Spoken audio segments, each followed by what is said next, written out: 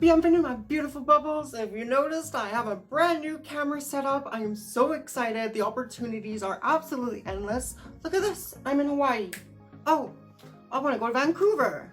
So there's a lot of skits planned. I have at least 4 videos planned in my head, but I'm going to narrow it down. And we're going to be cooking some soy ginger salmon today. It is quick, it's simple, it's almost like a stir fry. It is healthy, it's quick, and absolutely delicious, full of umami flavor. Chinese food is one of those foods that are just so yummy and addictive. And I believe this is gonna be one of those dishes too. And I get to work with fresh ginger, one of my favorite ingredients to work with, and sesame oil. I am kind of addicted to sesame oil. And I think we're gonna make dumplings on this channel soon. But let me know down below what you wanna see, because I love cooking. I'm focusing mainly on cooking, but I do skits. I do makeup, obviously. I have some makeup videos on my channel, so if you like what you see, make sure to subscribe down below. And I'm also cooking canard à l'orange. And yes, I'll give you a little preview. It's gonna be like so rad, so look forward to that. Let's head into the kitchen and prepare all of our ingredients. We're gonna start off with the Jasmine rice. This is gorgeous. Any Asian rice will do. For every 1 cup, you want 1/3 more water. So for 1 cup, it's 1/3. Here's my 1 cup. I'm gonna put it in the bowl here, in a colander, and we're gonna rinse it under some cold water until it runs clear. A lot of people say not to do this, but I really notice the difference. All right, so I'm gonna put a little bit of concentrated chicken broth into it, just add a little layer of flavor. This is optional.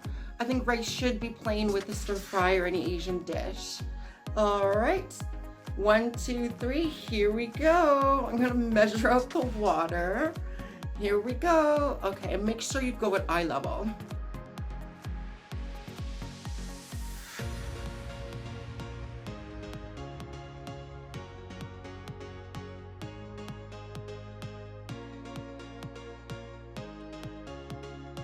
You want to set your jasmine rice on maximum first, just until it boils, and then on minimum for 16 minutes.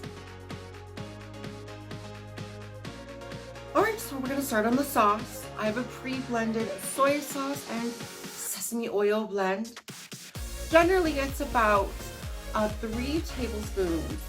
So I'm going to add that to 3 cups of shallots. So we're going to add that to the shallots. Next, I'm gonna add some concentrated chicken stock. And I clearly added too much.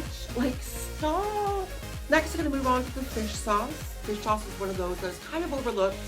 Smells a little funky. To notice the overall body of flavor that it gives. So that's why I really put it in there. Next, we're gonna add some freshly ground pepper. Nothing compares to freshly ground pepper. And we're gonna add that in there. Next is the rice wine vinegar. We're trying to create a balance of all the flavors. Next, we're gonna add a little bit of chili. The recipe did say chili jelly or something like that. Next is a little bit of honey to balance out all the spices. This really enhances that overall dimension that we're creating. Next is fresh ginger. And this is my first experience with fresh ginger. Very easy. Use a spoon. Get all the rind off, if you call it that. I guess the peeling. And then just grind it up. And that's what you're gonna see here. Mind you, there's a little bit of warning. Fresh ginger is very spicy and pungent. So it is gonna change with the cooking process. But be aware, there's a little bit of punch there.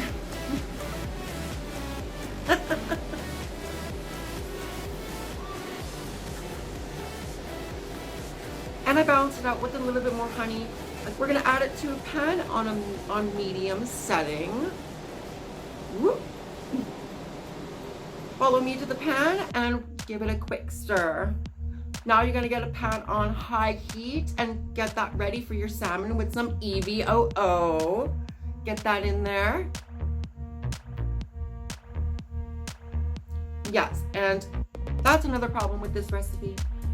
You're really not supposed to cook olive oil at high temperatures. Next, we're gonna take our salmon, 4 pieces there, ready to go. And now I'm gonna put it in the searing hot pan. Now I realized I didn't let it go for that full 10 minutes on medium high. So I didn't get that full colorization. Wondering what was going on, and this pan generally seems to not get up to searing hot temperatures. I don't know what it is about this pan, but we want it to go opaque in the pan itself so we can flip it over.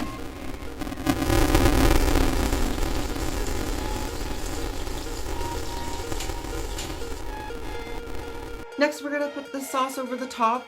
Now, this is one thing that I was like, they missed a step. They didn't say anything about the sauce, so I assumed just put it in the pan.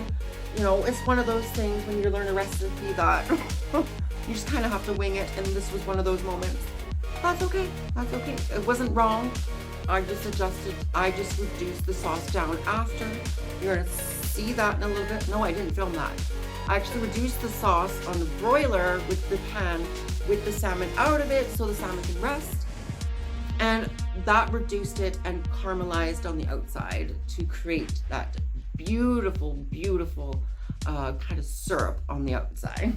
I really, like, who am I not to try the dish after it's all done?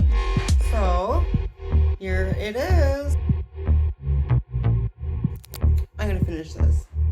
The dimension that I created in this, it's so good. I love you all so much. Au revoir, my beautiful bubbles.